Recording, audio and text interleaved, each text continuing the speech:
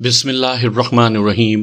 سامعین کرام، آپ سن رہے ہیں اردو کہانی کالی چھپکلی اور ریت کے رستم، جس کے مصنف انسپیکٹر احمد یار خان ہیں، اور یہ اس سلسلے کی آخری اور قسط نمبر 4 ہے۔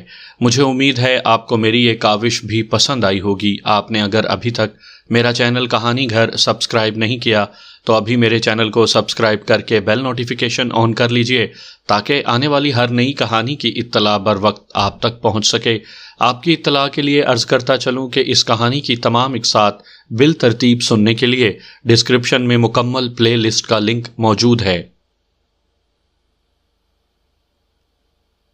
چوتھے 5ویں سال خاوند کا دم اکھڑنے لگا۔ اس نے چرس اور شراب نہ چھوڑی۔ آخر وہ چارپائی سے لگ گیا۔ 3 سال قبولوں نے گھروں میں کام کر کے اس کی خدمت کی۔ اس دوران قبولوں کے ماں باپ بھی مر گئے۔ 2 بچے پیدا ہوئے اور وہ بھی مر گئے۔ ایک کھاتے پیتے گھرانے کی ایک جوان لڑکی نے ایک آدمی کی طرف پیغام بھیجنے کے لیے اسے استعمال کیا اور پیسے دیے۔ یہ غلط قسم کی محبت تھی جس میں قبولوں کو رابطے کا ذریعہ بنایا گیا۔ اسے اجرت کی ضرورت تھی، وہ مل رہی تھی۔ وہ گنوار اور حاجت مند لڑکی تھی۔ اس نے مذہب اور اخلاقیات کی کوئی کتاب نہیں پڑھی تھی۔ ماں باپ نے عزت سے رہنا سکھایا تھا مگر خاوند نے شرم اتار دی، اور ایک ایسے گھرانے کی لڑکی نے اسے بے حیائی کا پیغام دیا جہاں علم بھی تھا اور فضل بھی تھا۔ قبولوں نے اس عزت دار گھرانے سے پیغام رسانی کا پیشہ سیکھ لیا۔ وہ جس آدمی کو پیغام دینے جاتی تھی اسے قبولوں بھی اتنی ہی پسند آ گئی جتنی بڑے گھرانے کی لڑکی پسند آئی تھی۔ یہاں سے اس نے غیر مرد اور خاوند کے درمیان فرق مٹا دیا۔ پیسے لیے اور چرس کے مارے ہوئے خاوند کی بیماری پر خرچ کیے۔ خاوند بچ نہ سکا، ایک روز مر گیا۔ قبولوں کی عمر 28 سال سے ذرا اوپر ہو گئی تھی۔ اسے شادی کے لیے کہا گیا مگر اس نے ازدواجی زنجیریں ہمیشہ کے لیے توڑ دی اور ہم اور آپ جیسے عزت والے اور اونچے ناموں والے گھرانوں کی نوکرانی بن گئی۔ عزت داروں نے اسے گناہوں کا ذریعہ بنا لیا۔ قبولوں دل جوڑنے اور توڑنے کی ماہر بن گئی۔ وہ بہت سے گھروں کے بھیدوں کی رکھوالی کرتی تھی۔ 4 دیواری کی دنیا کے بھید اس کے سینے میں بھرے ہوئے تھے۔ اس نے مجھے چند ایک واقعات بھی سنائے۔ وہ مجھے اپنی زندگی کی کہانی یوں سنا رہی تھی جیسے میں اسے اس دوزخ سے نکال کر عزت کی کرسی پر بٹھا دوں گا۔ اس کے اندر ابھی یہ احساس پیدا نہیں ہوا تھا کہ میں اسے اس گندے دوزخ سے تو نکال دوں گا لیکن ایسے دوزخ میں قید کر دوں گا جو اسے ضعیف یعنی بوڑھا کر کے سوسائٹی میں اگلے گی۔ پھر قبولوں پکی مجرم بن جائے گی۔ میں مجبور تھا۔ میرے جذبات کیسے ہی تھے، میرا فرض بڑا ظالم تھا۔ میں اس کی سنتا رہا۔ اس کی زبان ایسی رواں ہو گئی تھی کہ مجھے کسی سوال اور جرح کی ضرورت ہی محسوس نہ ہوئی۔ اسے زندگی میں پہلی مرتبہ سینے کا غبار نکالنے کا موقع ملا تھا۔ میرے سلوک اور رویے میں اسے وہ انسان نظر آ گیا تھا جسے وہ شاید ہمیشہ تلاش کرتی رہی تھی۔ یہ تو اس نے دیکھ ہی لیا تھا کہ اس کا جرم بے نقاب ہو چکا ہے اور اب ہیرا پھیری نہیں چلے گی۔ اس نے جمیلہ اور آصف یعنی مقتول کی داستان محبت شروع کر دی۔ آپ ارشاد کی زبانی اور مقتول کی بہن کی زبانی یہ داستان سن چکے ہیں۔ قبولوں ان کے درمیان پیغام رسانی کرتی اور ملاقاتوں کا انتظام کرتی تھی۔ اس نے 2 مرتبہ ان کی ملاقات اپنے گھر پر کروائی تھی لیکن یہ کام بہت خطرناک تھا، چھپایا نہیں جا سکتا تھا۔ اس نے تصدیق کی کہ مقتول اور جمیلہ ایک دوسرے کے لیے جان قربان کرنے کو تیار رہتے تھے۔ انہوں نے فرار کی بھی پلاننگ اسی طرح بنائی جس طرح ارشاد نے بیان کی تھی۔ قبولوں نے اعتراف کیا کہ جمیلہ جس طرح گھر سے نکلی وہ قبولوں کی ہی اسکیم تھی۔ اس نے یہ بھی بتایا کہ وہ دلہن کے ساتھ ہی آ گئی تھی۔ وہ دونوں گھروں میں کام کیا کرتی تھی۔ اس کا دلہن کے ساتھ جانا قابل اعتراض نہیں تھا۔ اس نے مقتول کو وقت بتا رکھا تھا اور اسے تانگا لانے کا کہا تھا۔ ارشاد کو بھی اس اسکیم کا علم تھا۔ اسے اپنے دوست کے ساتھ رہنا تھا۔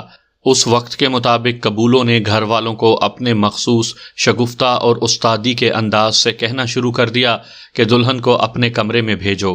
قبولوں کا گھروں میں کچھ اثر بھی تھا۔ قبولوں نے دلہا کی بہن کے کان میں کہا کہ دلہا مجھے 3 بار باہر بلا کر کہہ چکا ہے کہ دلہن کو اپنے کمرے میں بھیجو۔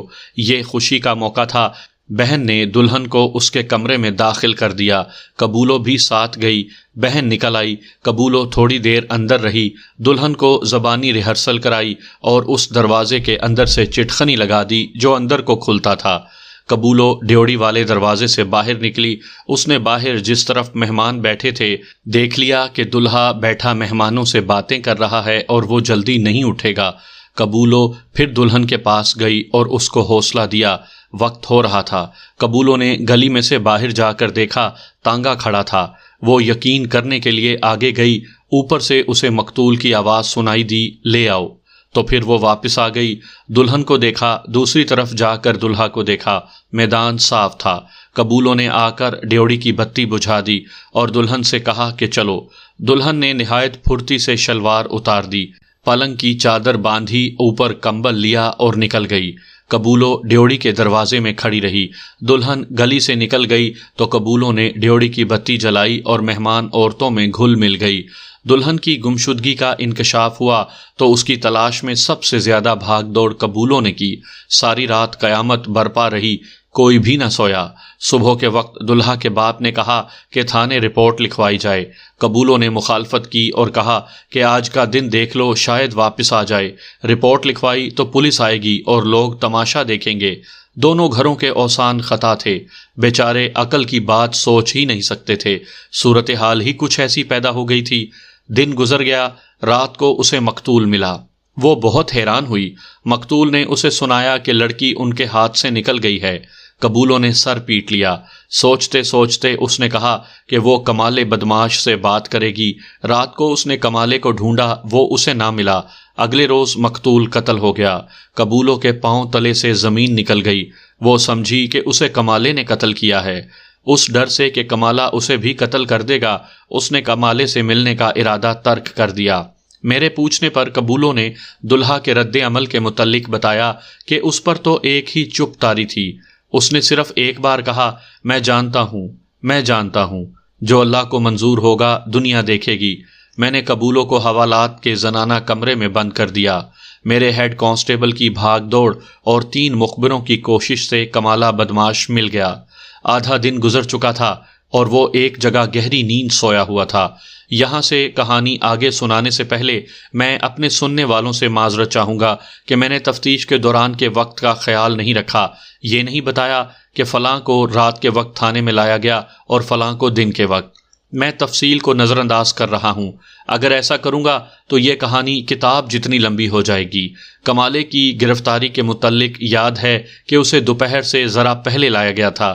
اس قسم کے مجرم راتوں کو جاگتے اور دن بھر سوتے ہیں۔ کمالے نے اس طرح مجھے السلام علیکم کہا اور دبا کر ہاتھ ملایا جیسے 2 دوست بڑے عرصے بعد ملتے ہیں۔ میں نے بھی اسی والہانہ محبت کا اظہار کیا۔ کمالے دوست، میں نے اسے کہا، میں تھک کر چور ہو چکا ہوں، تم بھی تھکے ہوئے معلوم ہوتے ہو، ہم دونوں کو آرام کی ضرورت ہے، آؤ کام ذرا جلدی ختم کریں اور آرام کریں۔ خادم ہوں سرکار، اس نے کہا، حکم دیں۔ وہ لاری کھڑی دیکھ رہے ہو؟ ہاں سرکار۔ اور اس کے ڈرائیور کو بھی تم پہچانتے ہو؟ ہاں سرکار۔ اس چابی کو بھی پہچانتے ہو؟ میں نے جیب سے لاری کی چابی نکال کر اسے دکھائی۔ ہاں سرکار۔ اور تم مجھے بھی پہچانتے ہو؟ ہاں سرکار۔ میرے ساتھ آؤ۔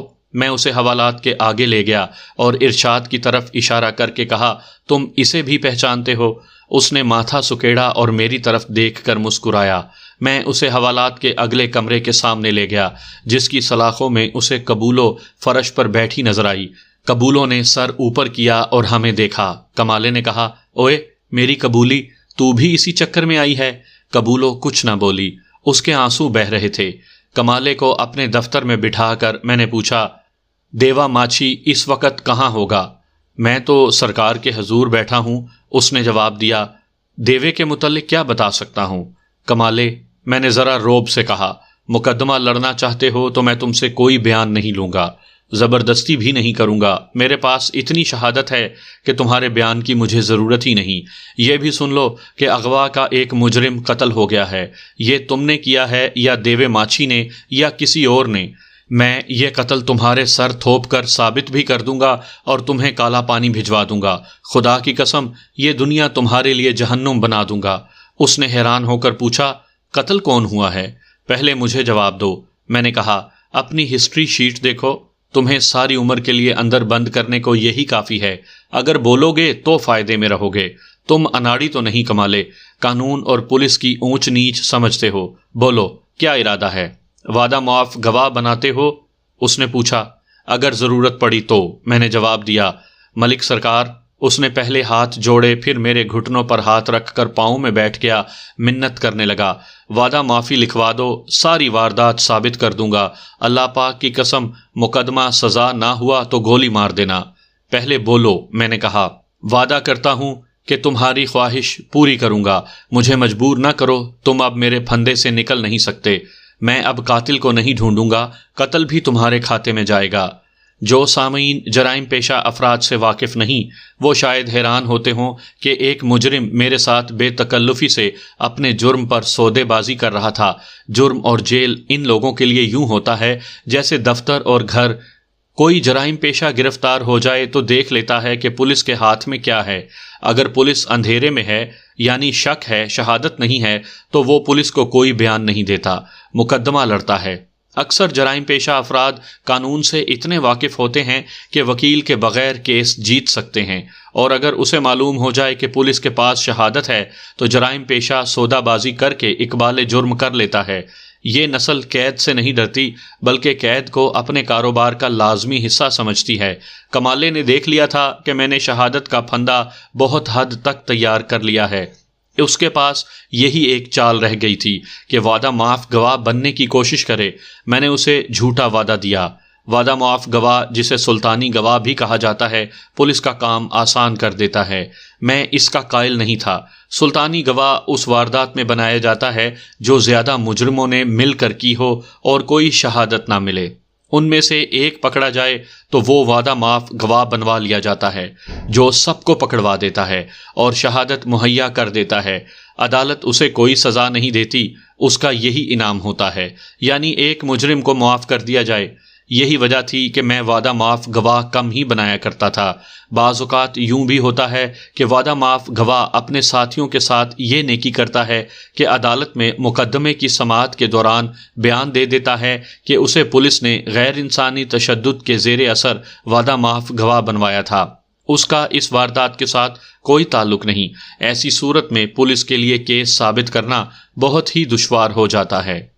کمالے نے تو مجھے خوش کرنے اور مجھ سے رعایت لینے کے لیے بیان دے دیا۔ اس نے بتایا کہ اس نے تانگے کی پچھلی سیٹ پر دیکھ لیا تھا کہ لڑکی ہے، لیکن اسے شک نہیں ہوا تھا۔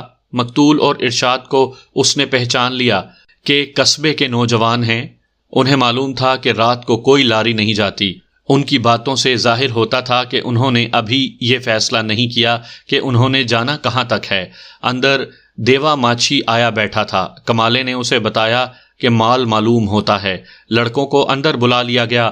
وہاں اس نے پوچھا کہ یہ لڑکی تمہاری کیا لگتی ہے؟ تو مقتول نے کہا کہ لڑکی نہیں، لڑکا ہے اور بیمار ہے۔ کمالے نے بتایا کہ صاف نظر آ رہا تھا کہ یہ لڑکی ہے۔ مختصر یہ کہ دونوں استاد تھے۔ دیوا ماچھی تو آسمان سے تارے نوچنے والا استاد تھا۔ دونوں بھانپ گئے۔ دیوے کے مجرم دماغ نے فوراً سکیم تیار کر لی اور انہوں نے لڑکی بالکل اسی طرح اڑائی جس طرح میں دوسرے مجرموں کی زبانی سن چکا تھا۔ اس سے آگے یوں ہوا کہ مقتول کو راستے میں اتار کر انہوں نے لاری چلائی تو لڑکی نے چیخو پکار شروع کر دی۔ دیوے ماچھی نے چاقو کی نوک اس کی گردن پر رکھ دی۔ لڑکی نے کہا کہ میری گردن کاٹ دو، مجھے قتل کر دو۔ انہوں نے کپڑے سے اس کا منہ باندھ دیا۔ دریا کے پار قصبے سے 6 میل دور ایک گاؤں تھا جہاں دیوے ماچھی کا ایک ٹھکانہ تھا۔ جہاں تک لاری جا سکتی تھی وہ اسے وہاں لے گئے۔ 1.5 میل فاصلہ رہ گیا تھا۔ وہاں سے دیوے نے لڑکی کو کندھوں پر اٹھا لیا۔ لاری وہیں چھوڑ کر کمالہ اس کے ساتھ گیا۔ انہوں نے لڑکی کو باری باری اٹھایا اور اپنے ٹھکانے میں پہنچ گئے۔ کمالہ واپس آ گیا کیونکہ اسے لاری واپس کرنی تھی۔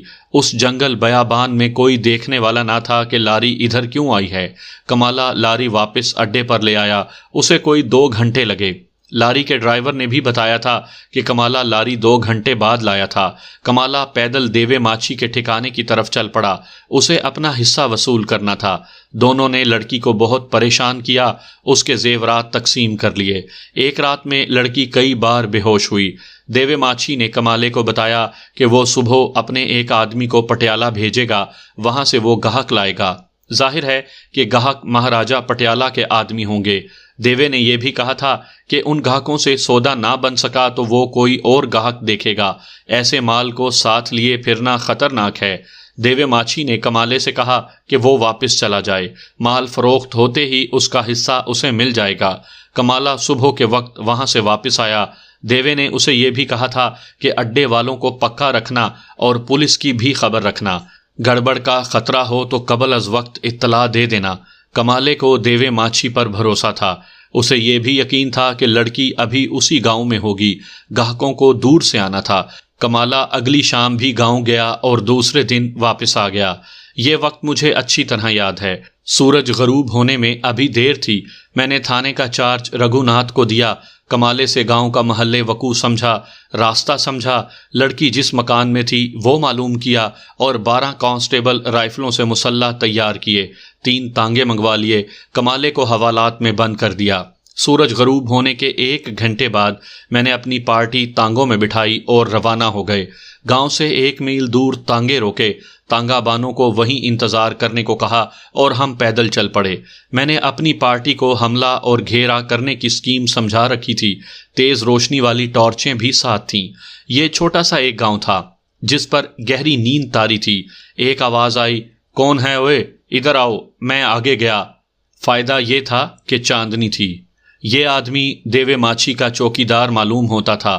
میں اس کے قریب گیا تو اس نے وردی سے مجھے پہچانا۔ میرے ہاتھ میں ریوالور تھا۔ میں نے ریوالور اس کے سینے میں رکھ کر پوچھا، دیوا ماچھی کہاں ہے؟ ایک کانسٹیبل آ گیا، اس کے پاس رائفل تھی۔ میں نے اس آدمی سے کہا، جلدی بتاؤ دیوا کہاں ہے؟ اس گاؤں میں اتنے آدمی نہیں جتنی پولیس آ گئی ہے، اس نے بتا دیا۔ وہ کچا مکان تھا جیسے دیہات میں ہوتے ہیں، صحن کی دیوار 6 فٹ کے لگ بھگ تھی۔ میں نے اس آدمی سے معلوم کر لیا تھا کہ وہ دیوے کا چوکیدار ہے۔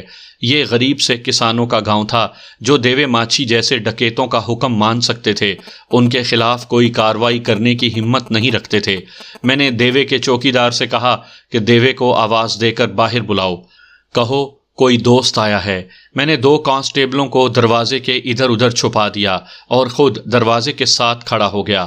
اس آدمی نے دیوے کو آواز دی اور باہر آنے کو کہا۔ دروازہ کھلا، دیوا باہر آیا ہی تھا کہ میرے ریوالور کی نال اس کے پہلو کے ساتھ لگ گئی اور 3 کانسٹیبلوں نے اسے گھیر لیا۔ یہ اتفاق کی بات تھی کہ وہ دیوا ماچھی ہی تھا۔ میں نے اسے کبھی نہیں دیکھا تھا۔ اسے پکڑ لیا اور فوراً ہتھ کڑی لگا لی۔ گاؤں کے لوگوں کو جگایا۔ ان میں سے 2 جو ذرا سیانے تھے انہیں لڑکی کی برآمدگی کا مشیر یعنی گواہ بنایا اور دیوے سے کہا کہ مجھے لڑکی کے پاس لے چلو۔ تمہیں کمالے نے بھیجا ہے؟ دیوے ماچھی نے مجھ سے پوچھا۔ میں نے پوری طاقت سے اس کے منہ پر گھونسا مارا۔ ایک کانسٹیبل نے اس کے کولے پر رائفل کا بٹ مار کر کہا، ملک صاحب نے تمہیں کیا حکم دیا ہے؟ وہ اندر کو چل پڑا۔ میں اس کے پیچھے گیا۔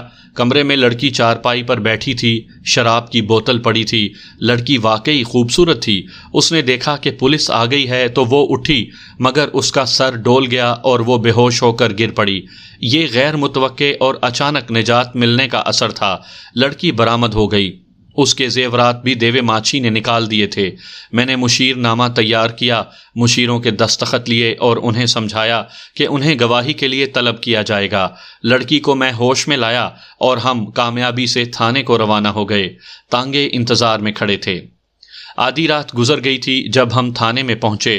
لڑکی اور دیوے ماچھی کو حراست میں لینے کا انتظام کر کے میں نے مزید کارروائی صبح تک کے لیے ملتوی کر دی۔ صبح پہلا کام یہ کیا کہ کمالے سے زیورات برآمد کر لیے جو اس نے ابھی بیچے نہیں تھے۔ ملزموں کا ریمانڈ لیا۔ لڑکی کے بیان کی تفصیل سے پیش کرنے کی ضرورت نہیں، اس نے ان بیانات کی تصدیق کر دی جو دوسرے لوگ دے چکے تھے۔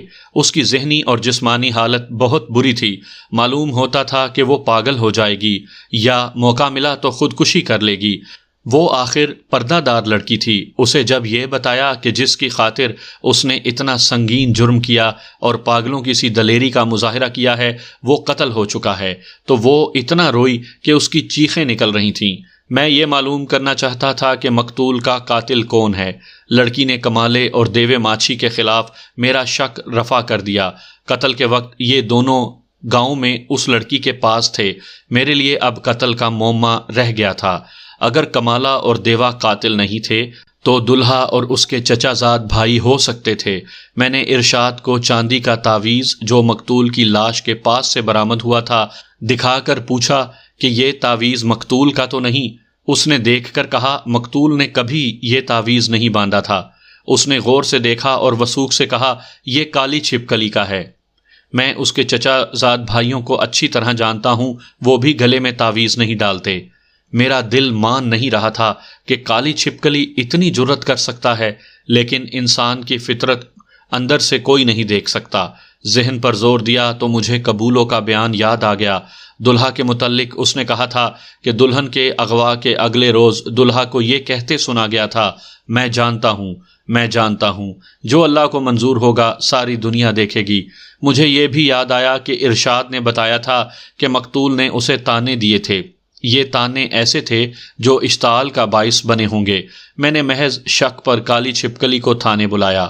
وہ آیا تو میں نے سب سے پہلے اس کی جوتی دیکھی، یہ اس کے کھرے کے مولڈ میں فٹ آ گئی۔ کھوجی کو بلایا، اس نے جوتی کا تلوا دیکھا تو کھرے میں اس نے سلائی میں جو خصوصیت نوٹ کی تھی وہ جوتی میں نظر آ گئی۔ جس وقت ہم اس کی جوتی اتروا کر دیکھ رہے تھے اس وقت اس کی حالت بگڑنے لگی تھی، اس کی زبان تھتھیانے لگی اور میں نے دیکھا کہ اس کے ہونٹ خشک ہو گئے اور اس کے ہاتھ کانپ رہے تھے۔ گلے کا تعویذ کہاں ہے؟ میں نے اس سے پوچھا۔ اس نے کچھ بھی جواب نہ دیا، بے وقوفوں کی طرح میرے منہ کی طرف دیکھتا رہا۔ میں نے تعویذ اس کے آگے رکھ دیا اور کہا یہ ہے تمہارے جرم کا ثبوت۔ پھر میں نے اس کے ساتھ ہمدردی کی باتیں شروع کر دیں۔ قاتل ہونے کے باوجود اسے بے گناہ اور مظلوم کہا۔ ایسی بہت سی باتیں کہیں جن سے وہ موم ہو گیا۔ بہت سی جھک جھک اور طرح طرح کی باتوں کے بعد میں نے اسے اقبال جرم کے لیے تیار کر لیا۔ اس نے اپنے طویل بیان میں کہا کہ اس کی شکل و صورت، جسم اور رنگ کی وجہ سے اسے دھتکارا گیا۔ لڑکی نے بھی اسے کالی چھپکلی کہا، وہ جسے چاہتی تھی اس نے بھی اسے تانے دیے۔ اس نے کہا وہ جس کے ساتھ بھاگی تھی اس نے مجھے کہا کہ اب اپنے جیسی کوئی اور ڈھونڈ لو۔ میں نے یہ بالکل نہیں سوچا کہ وہ یہیں موجود ہے تو میری دلہن بھی یہیں ہوگی۔ آپ نے مجھ سے پوچھا تھا تو میں نے کسی پر شک ظاہر نہیں کیا تھا۔ اس وقت مجھے معلوم تھا کہ وہ کس کے ساتھ گئی ہے۔ میں نے موقع تلاش کرنا شروع کر دیا تھا۔ اسے خیال آ گیا کہ مقتول بہت سویرے اکھاڑے میں ورزش کے لیے جاتا ہے۔ اگلے دن وہ ادوائن کی 1 گز بھر رسی لے کر بہت سویرے گھر سے نکل گیا۔ رات وہ اسی کمرے میں سویا تھا جہاں سے اس کی دلہن غائب ہوئی تھی۔ سحر کے وقت اٹھا اور دبے پاؤں باہر چلا گیا۔ وہ میدان میں گیا اور اکھاڑے کے قریب ایک درخت کے پیچھے چھپ گیا۔ تھوڑی دیر بعد مقتول آیا۔ اس نے کپڑے اتارے اور جسم کی مالش کی۔ وہ ڈنڈ پیلنے لگا تو دلہا دبے پاؤں اس کے پیچھے جا پہنچا۔ رسی کے دونوں سرے ہاتھوں میں پکڑ کر اس کے پیچھے سے رسی مقتول کی گردن میں پھینکی۔ مقتول کے سنبھلنے تک اس نے تیزی سے رسی کو مروڑ کر بڑا تنگ پھندا بنا دیا۔ مقتول کے مقابلے میں قاتل کا جسم کچھ بھی نہ تھا مگر اس کی گردن پھندے میں آ گئی تھی اور قاتل رسی کو ابھی تک مروڑ بھی رہا تھا اور جھٹکے بھی دے رہا تھا۔ مقتول نے ایک بار زور لگایا۔ قاتل نے بیان میں کہا کہ رسی اس کے ہاتھوں سے چھوٹ چلی تھی۔ مقتول نے ایک ہاتھ پیچھے کر کے قاتل کی گردن پکڑنے کی کوشش کی لیکن اس کے ہاتھ میں تعویذ کا دھاگا آ گیا جو ٹوٹ گیا۔ اس کے فوراً بعد مقتول کا جسم ڈھیلا ہو گیا۔ قاتل نے پھندا اور زیادہ تنگ کر کے زور زور سے جھٹکے دیے۔ مقتول گر پڑا۔ قاتل نے رسی وہیں چھوڑ دی۔ تعویذ کا اسے خیال نہ رہا اور وہ اکھاڑے سے واپس گھر چلا گیا۔ گھر والے ابھی تک سوئے ہوئے تھے۔ وہ اپنے کمرے میں گیا اور لیٹ گیا۔ قاتل کا جرم ثابت کرنا آسان نہیں تھا لیکن وہ عدالت میں اپنے اقبالی بیان سے منحرف نہیں ہوا۔ میں نے جو گواہیاں پیش کیں وہ اشتعال ثابت کرتی تھیں۔ موقع کا کوئی گواہ نہ تھا۔ اسے 7 سال سزائے قید دی گئی۔ ہائی کورٹ نے اپیل میں اسے شک کا فائدہ دے کر بری کر دیا۔ کمالے اور دیوے ماچھی کو اغوا اور آبرو ریزی کی دفعات کے تحت مجموعی طور پر 11 سال سزا دی گئی۔ ارشاد کو آنت جرم میں 6 ماہ اور قبولوں کو 3 سال۔ جمیلہ بے شک مظلوم تھی لیکن وہ ملزم بھی تھی۔ میں اسے معاف نہیں کرنا چاہتا تھا۔ اس معاملے میں قانون بڑا ڈھیلا ہے۔ سزا اس آدمی کو ملتی ہے جو لڑکی کو یا کسی کی بیوی کو ورغلا کر لے جائے۔ میں نے سوچا کہ جمیلہ بچ گئی تو اس سے ان بیویوں کو شے ملے گی جو خاوندوں کو ناپسند اور کسی اور کو پسند کرتی ہیں۔